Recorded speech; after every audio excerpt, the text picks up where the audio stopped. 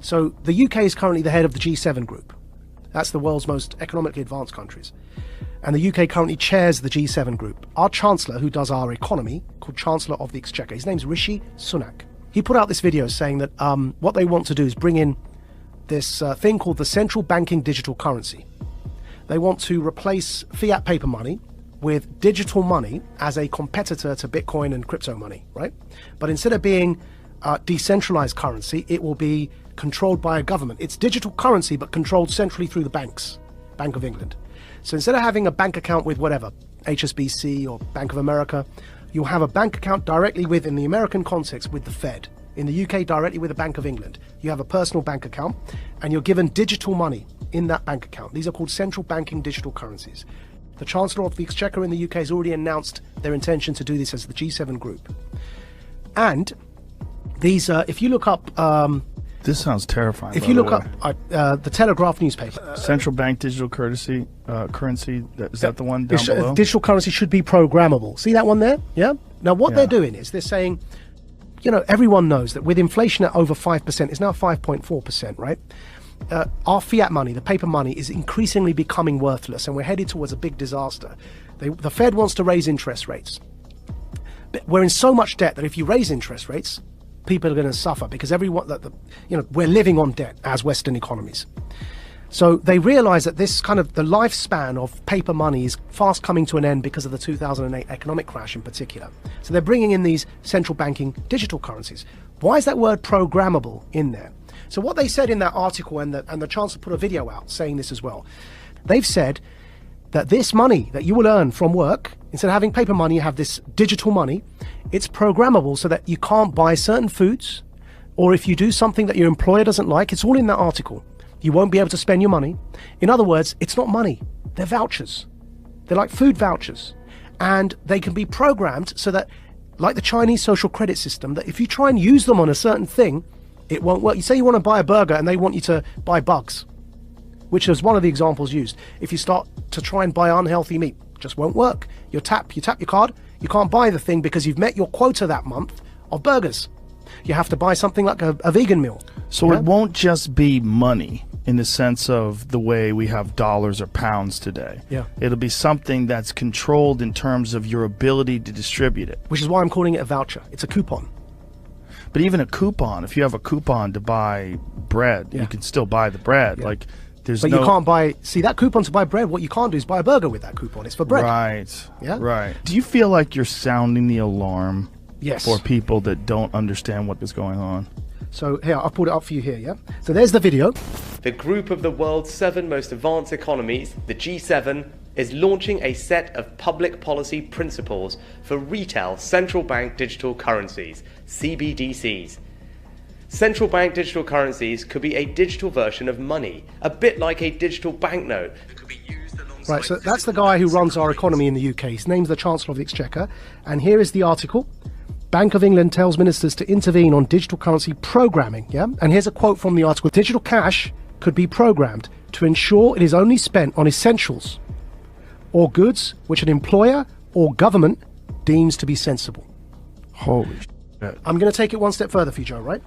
So the checkpoint Charlie exists everywhere. They bring in digital banking, central banking digital currencies.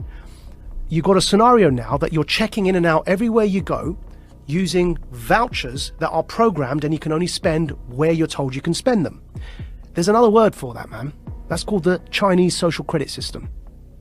So what they are telling us, and when I say they, who's they? People in power. That's the head of our economy, the Chancellor of the Exchequer, second most powerful person other than the Prime Minister and maybe the Foreign Secretary in the UK, right? He's telling us, I just played it there for you, he's telling us that's what he, as the UK, the head of the G7, want to bring in for the G7.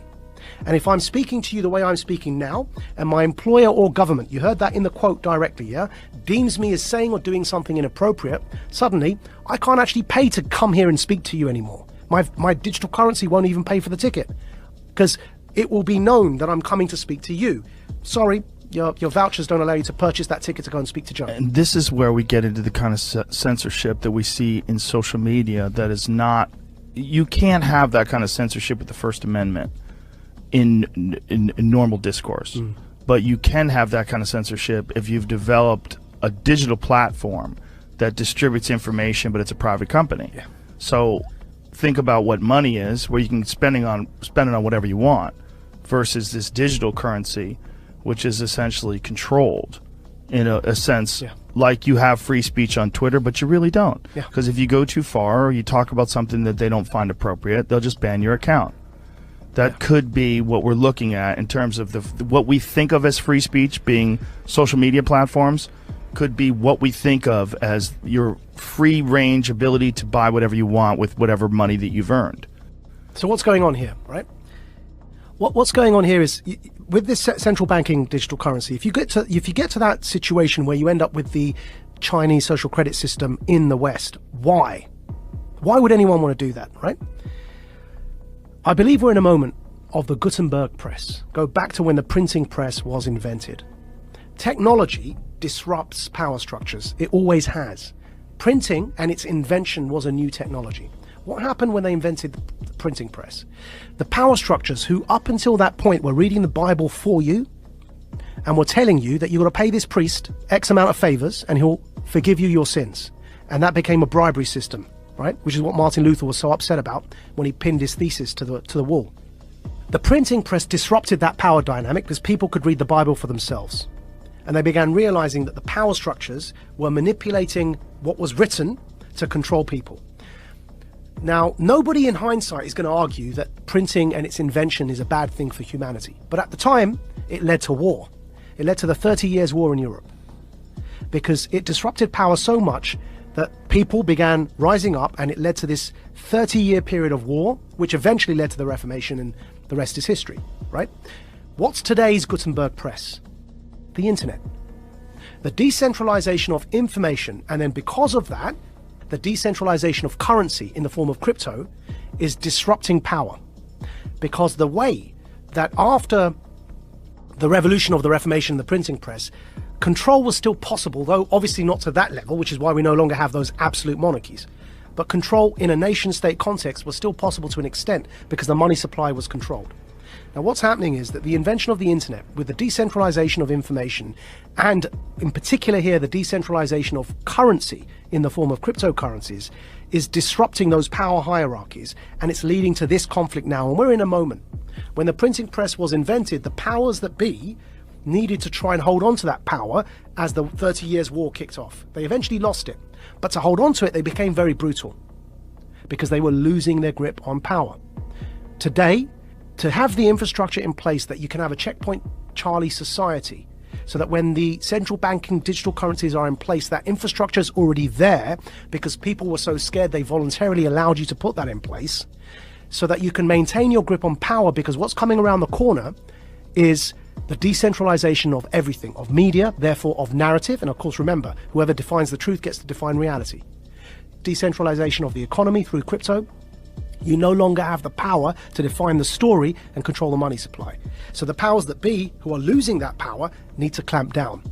They're clamping down on their own children, because we are people who are born of the West. So it's an internal civil war in a hybrid war context over truth and over information. Centralization versus decentralization. It's no longer about left or right. It's about up versus down. It's about power versus those who don't have power. Do you think if there was no cryptocurrency, if there was no Bitcoin or any of the other crypto coins, that they would attempt to do some sort of digital currency? Do you think that this is a response to the understanding that that decentralized digital currency is eventually going to take over, or has gained far more momentum than they ever anticipated? I think so. And also decentralized media, because you can't control the narrative. Right.